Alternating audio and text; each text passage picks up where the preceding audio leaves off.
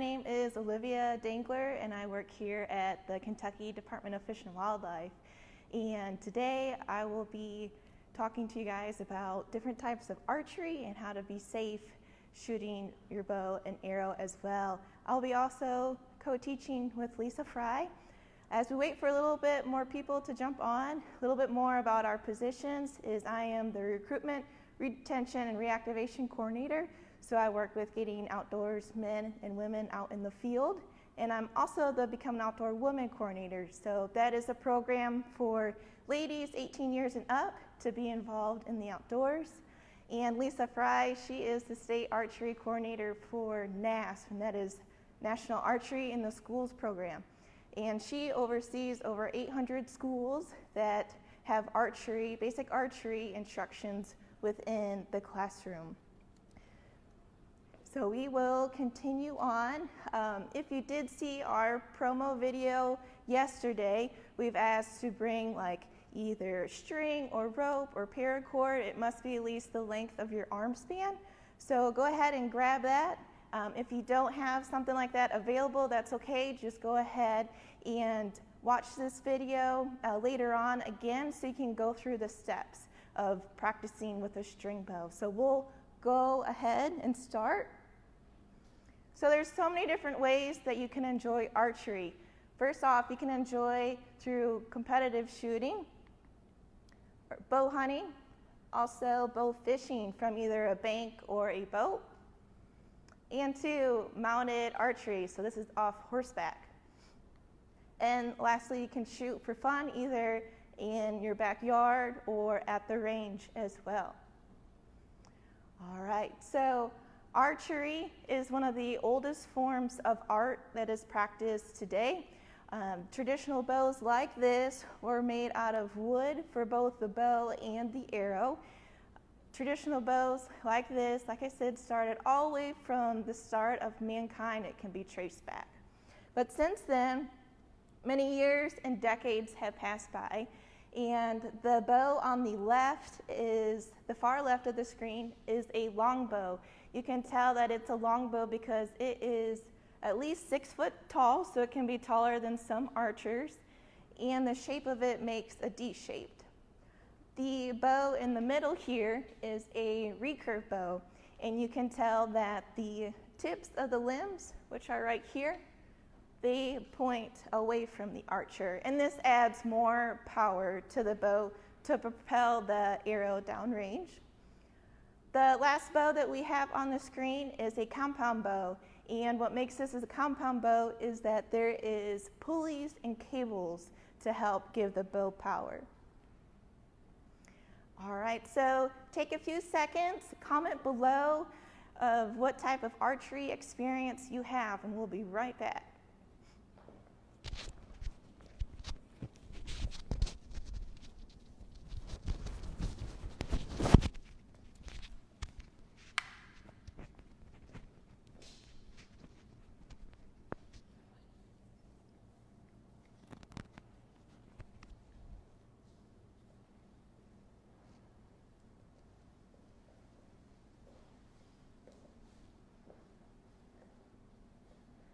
Hi everyone, I'm Lisa Fry. I'm the State National Archery in the Schools Program Coordinator for here in Kentucky.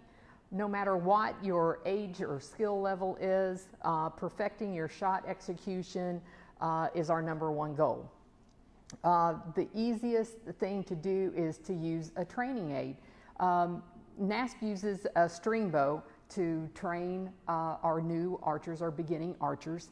We want to teach proper form and make sure that the kids are being successful. Many young archers begin without the best training, and they tend to not be so successful. We want our children to be successful. We want you to be successful in developing the best possible shot execution that you could have. In doing so, learning the simple 11 steps to archery success would help you no matter what your age is. A good training aid is using a simple piece of string, and we call it a string bow. So a piece of string, if you have a piece of string, we'll wait a few minutes for you to grab yours if you have yours, but it needs to be just a little bit longer than your arm span. Take your piece of string and fold it in half. Once you get in half, your drawing hand that you would normally draw your bow with, you'd place the string along in your 3 fingers, is what we call the archer's groove. It sits in the crease of your index finger, across the pad of your middle finger, and the crease of your ring finger. That's what we call the archer's groove. When you grasp the string below and you're setting up like you're going to shoot at a target, hinge your arm up, draw the string to the corner of your mouth, so that when you line the string up, a line drawn on the string will fall just inside of your elbow. That would be your proper draw length. Once you get that, you can pinch and draw and make a knot. Place your thumb in that knot. The knot's going to act, it's going to simulate the bow handle of your grip of your bow. Then we can start and have a nice training aid to practice proper shot execution. So we can look at it in terms of our 11 steps. In the 11 steps to archery success, the first thing is your stance. You want a stance to be an open stance to give you stability. Shoulder width apart, your target foot drop back about half a step, and your toe turned about 45 degrees towards your target. That gives you a lot of stability. Then we would knock an arrow, but we teach the kids with the string so that they're not distracted by all the equipment. So we pretend that we knock an arrow, we set our draw hand, we set our bow hand, pre-draw, which is our hinge of our arm, draw to the corner of our mouth, shot setup, which is a slight movement of your drawing elbow, relaxing your drawing hand, releasing, follow through, and reflect. In following those 11 steps, and we'll have those posted up there for you, then you'll for sure do really well in your practice. You could even use a release aid in practicing your shot execution.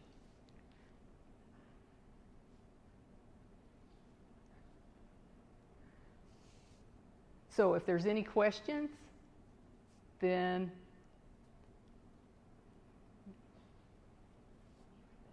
we'll be right back.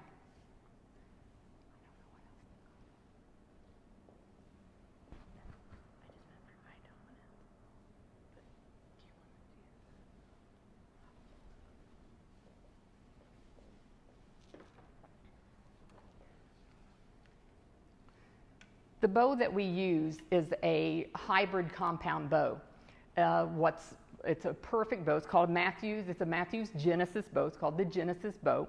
It has one cam. This is a fits-all kind of bow. Most compound bows have a specific draw length. So your bow and you will be able to shoot your bow, but I may not be able to shoot your bow. This bow is perfect for all ages. Whether you are 10 years old, whether you're 19 years old, or if you're 79 years old, it will fit everyone. It doesn't have a specific draw length, so everybody can use it. The maximum poundage is only 20 pounds, and we can let it up to about 10 pounds. So you could be 4 feet tall and not so strong, or you could be 6 feet tall and really strong, and still all be very successful with this bow.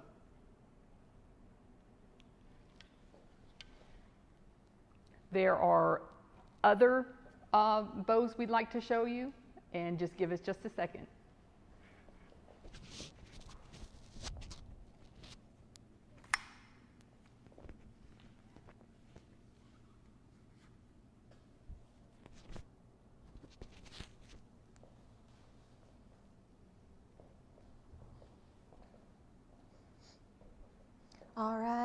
Lisa talked to us about one different type of a compound bow. There are many other brands too. The bow on the right is also a compound bow. You may spot a few differences between the two. You can see the one on the right has a little bit more features on it, and we'll talk about those in a second. But going off from what Lisa said too, anybody at any age can shoot this bow, and with a wide range of people's arm span. That means their draw length, and the draw length can be measured based on their arm span. It's a certain formula that is used to calculate that draw. And same for the weight of the bow, the draw weight. On the Genesis bow, it's roughly 20, can go up to 20 pounds, 10 to 20.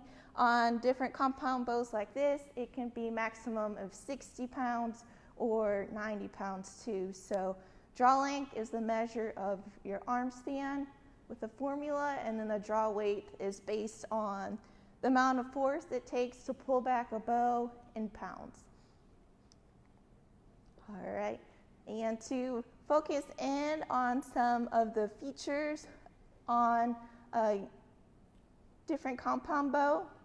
So again, like the Genesis bow, it has the cam in the wheel on this particular bow, but also it has a silencer, the peep sight, if you can see, the sight with the pin sight, and then to a different type of arrow rest, and then you can use release as well. And we'll talk about more about this a little bit later on.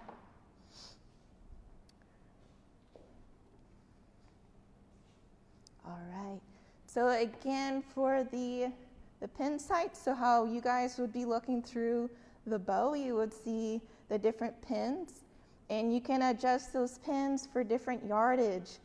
So each of these different pins represent a certain amount of distance. So if you're shooting at a specific target, if you know that it's 10 yards, maybe you'd use the second pin. All depends on your bow, but you can also change those with using an Allen wrench on the side to move these sights up or down.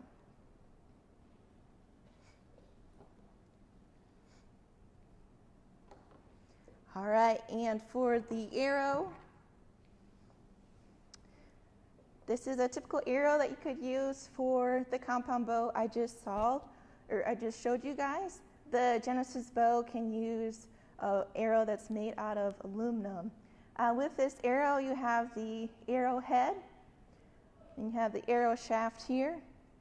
The fletchings, they can be made out of plastic or vinyl. You notice that there's two pink and a white fletching. The white fletching is the index fletching, along with your nock. And so different arrows have different lengths to them and different widths. So go ahead and double check your manufacturer guidelines on what they recommend for both the arrow length and the weight. And to always make sure you can also work with your archery shop as well, and they can let you know what setup would be the best for you and your bow to ensure safety. Two, you always want to make sure to double check your arrows before you shoot. So we have the cotton ball method, as we call it. You can take a cotton ball and rub it up and down the shaft here, and if it hangs on anything, that means that there is a break in this arrow, and you would set it aside, get rid of it so you don't use it at all. You can also do the flex test, which can take the arrow, extend your arms out. I like to start with the index fletching and hold it at the nock and by the tip, and you're going to gently, if you guys can see it, move the arrow about quarter of the way around, all the way until you get back to the index fletching again. So when I'm doing this, you should be listening to any cracking or popping noises. That means that your arrow is no good to use too.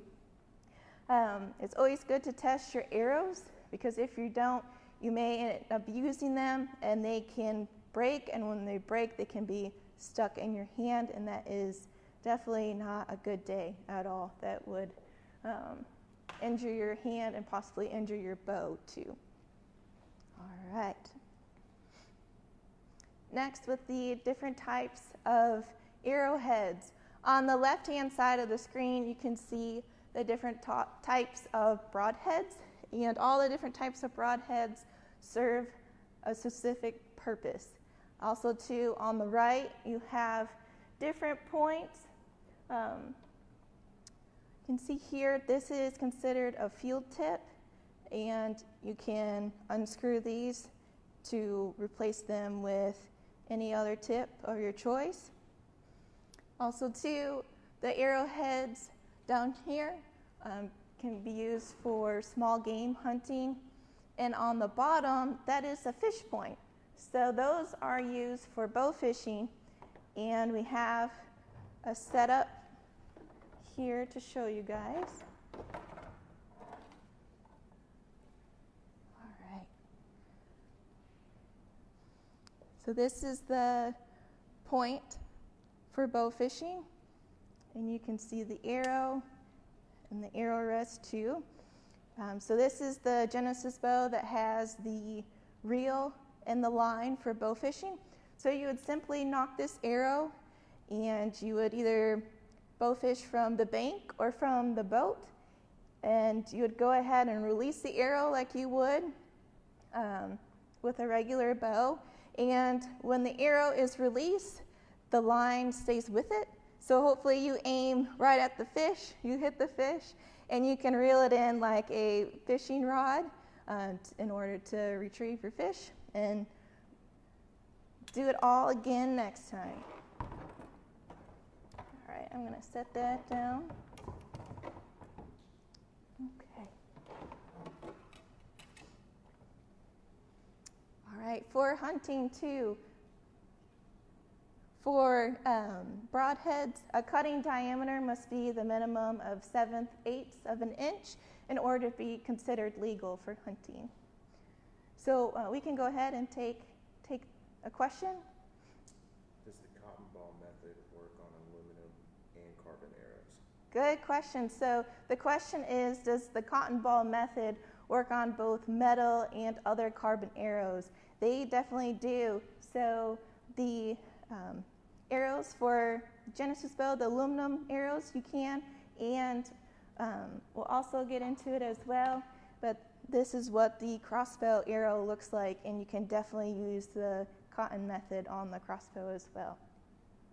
Crossbow arrow. Right? Any other? What kind of fish can you bow fish for? What kind of fish can you bow fish for? Different type of rough fish. Lisa, what did you catch? With gar? You can catch gar as well. Good questions. All right, moving on. All right, how to shoot a bow. All right, so just like Lisa mentioned with the 11 steps of archery, you have your feet shoulder width apart in an open stance. For me, I'm right-eye dominant, so just because you're right-handed doesn't mean that you're going to be right-eye dominant.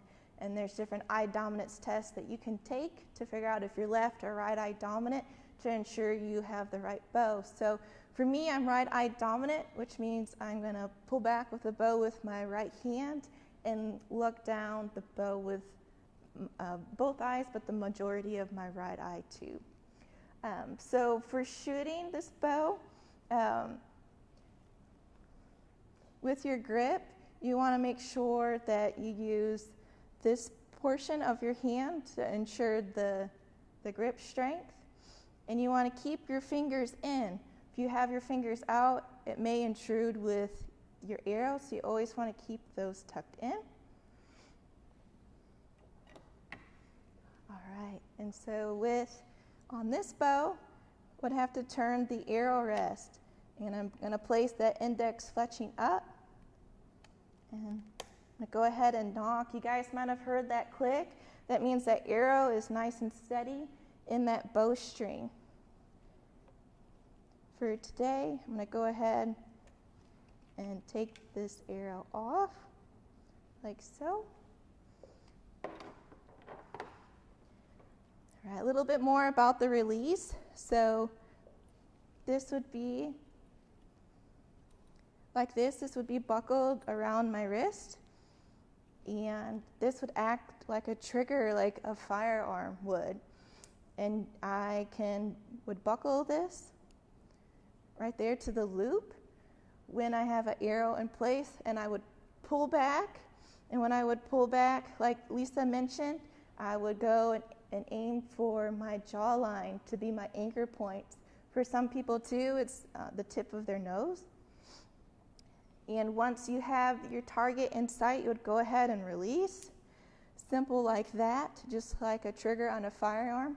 So when you pull back, the release helps you to pull back the string bow and to release as well. So you always want to keep your finger off the trigger as well, just like a gun.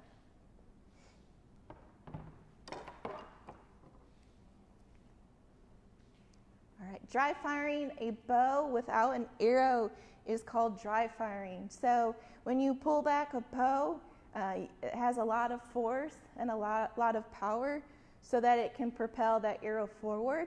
Without an arrow, the energy has to go somewhere. So your limbs, your cables, your strings, and your cams and your wheels, they all take that force and mangled your bow or possibly injure you as well. So always make sure you have an arrow in your bow before you shoot. Next, crossbows. So we'll move on. Crossbows have also been around for a long time. Over 2,000 years ago is when they were first used. You can see with this crossbow, it's heavy, it's made out of wood, and a lot of heavy metal too. So over the years, the crossbow have expanded as well. And I brought an example of a crossbow here today. So right away, you might have seen that it looks like a bow, but it also looks like a firearm too. You have the stock, the trigger. Around that is the trigger guard, just like you would on a rifle or a shotgun. You have the wheels, the limbs, stirrup, and right here is called the flight groove. That's where your arrow is going to be resting. And you have your finger reminders here. Your sight, and also to your safety.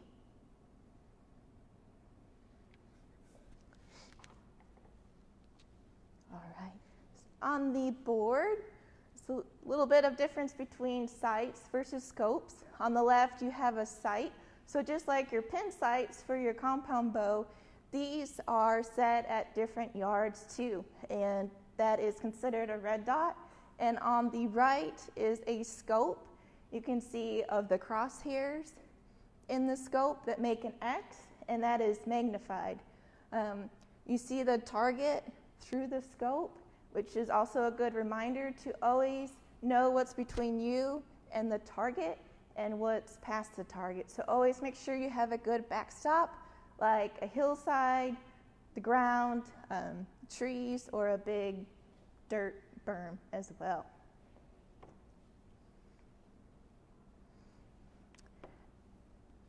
All right. So we touched on this a little bit with the crossbow arrows. I first wanted to show the difference between the arrow's lengths. So this is for a compound bow, and this is for a crossbow. So not only is there height difference, but also the diameter of the arrow as well.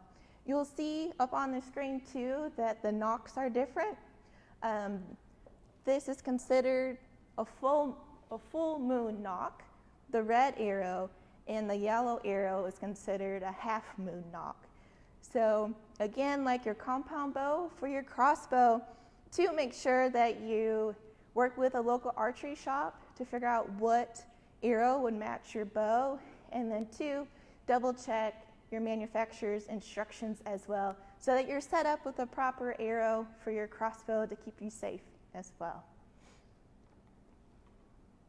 All right, now for the fun part, I'll talk with you through of how to load a crossbow, but we're not actually going to do it right now, just to be safe. I will take the crossbow. I'm going to put it on the ground here. I'm going to step through the stirrup. I'm going to make sure on this crossbow that it's on fire, the safe, which it automatically is. And I'm going to go ahead with your cocking device here.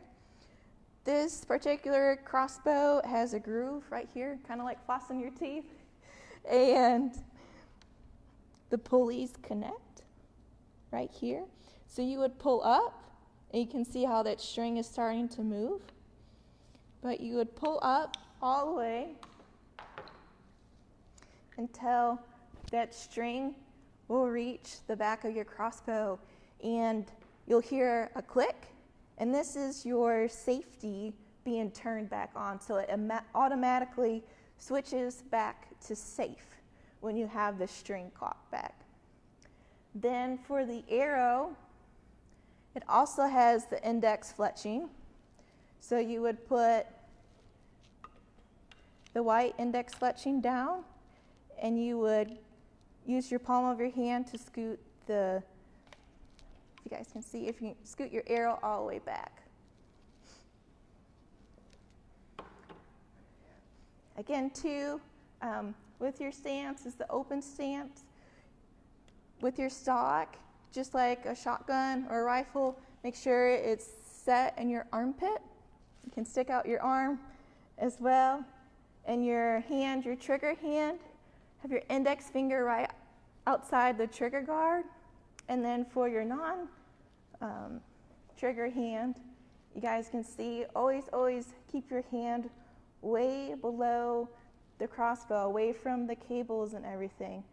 It's a top injury with crossbows, is people hands and thumbs get in the way of the cable. So always make sure that your safety is back on and that your hand is away from those cables.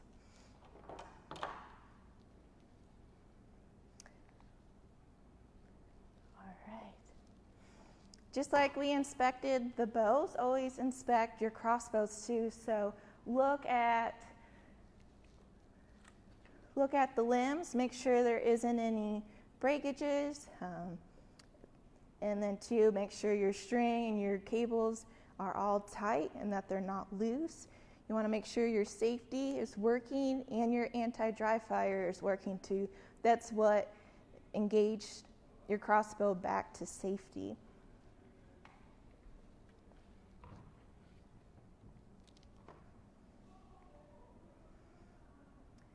Right, for hunting, I do have an example of a broadhead to show everybody. And another safety feature for broadheads, this is called a broadhead wrench that you would use to help, you guys can see that, take the broadhead off and reverse of that to tighten your broadhead. These broadheads are razor sharp, so you always want to make sure that you use a wrench for them.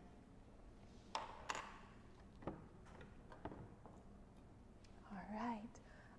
Archery hunting here in Kentucky, you can use a longbow or recurve, compound bows, or even crossbows too, with different seasons through deer, elk, if you put in for an archery tag and get drawn for it, bear, small game, and turkey, both in the spring and in the fall. And remember too, you can go bow fishing with your archery equipment. So for hunting, remember to purchase your hunting license, and then for bow fishing, your fishing license. And you can get both of those on our website, which is fw.ky.gov. And remember too, for hunting, you would need to have your orange card when you're at least 12 years old, or if you're born on January 1st of 1975 or after, you're required to have your orange card as well. All right, so with archery season for deer, you would need to use wear your hunter orange with the seasons of modern firearm, because both of those seasons overlap. So when the archery season overlaps with modern firearm season for deer, you must wear orange on your head, chest, and on your back to be safe in the woods. And remember, other people can see orange, you can see orange, but the deer cannot see orange at all. With using crossbow or any type of bow in a blind, make sure you're always practicing like you intend to go hunting. So practice before season shooting out of the blind. Also to practice getting into the blind. Make sure your crossbow is like this, unloaded with not an arrow in the crossbow at all, just to be safe entering the blind. And as you can see too in this picture, I'll point out the red circle. If that crossbow went off, it would interfere with the blind, since you can see it would hit the end of the crossbow, and that would maybe possibly break your crossbow, definitely will break your blind, and you would have a horrible shot afterwards too. Next, tree stands. There's a lot of different types of tree stands that you can use archery hunting. This is a hang-on tree stand, and you can see the archer is wearing a harness. You should always use a harness when up in a tree stand, whether you're practicing or hunting out of it. So this is an example of a harness. I'd like to point out a few things. We have a tag here, and you can see that it has a certain weight limit on it. So make sure the harness fits you for your weight, but then too, that your harness fits over top of any heavy winter clothes that you may be wearing during hunting season. So you have your harness, then you have the tether, and the tether is also shown on the orange arrow on the screen. So if the archer were to fall, the harness and the tether would break his fall so that he won't reach the ground. And the green arrow shows the haul line, and that is used to pull up any equipment, your bow or your crossbow too. Remember to, again, always have the crossbow and the bows unloaded without an arrow in your bow, just to be safe, and use a quiver. As shown here, it has the broadheads are down at the bottom that are attached to the arrow, so that would protect your hands or your legs or anybody else grabbing your quiver, not to get hurt with those broadheads, or your field points as well. All right, so always practice with your tree stand. Make sure you're comfortable with it. Make sure you do your research with harnesses and tree stands for your safety. All right, so we came up with a list of open archery ranges that are outdoors for you guys to go ahead and get out there and practice, and to keep on practicing your string bow as well. You'll be amazed of how much muscle memory that will help for you to gain as you practice. So Otter Creek Recreational Area, that is owned by us, the Kentucky Department of Fish and Wildlife.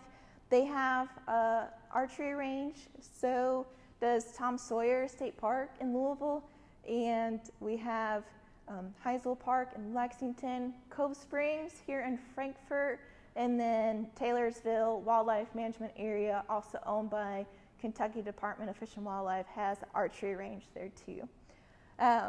Also at the bottom, Archery 360, Where to Shoot, has a great list of local archery shops, indoor and outdoor ranges too. So if you guys want to, you can go ahead and take a screenshot of that, or come visit this video later on to pull up these listings again. So we'll go ahead and answer any other questions that we may have.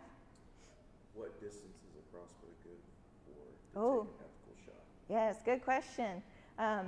Anything 40 yards or less with a crossbow, 25 yards to 35 yards is ideal.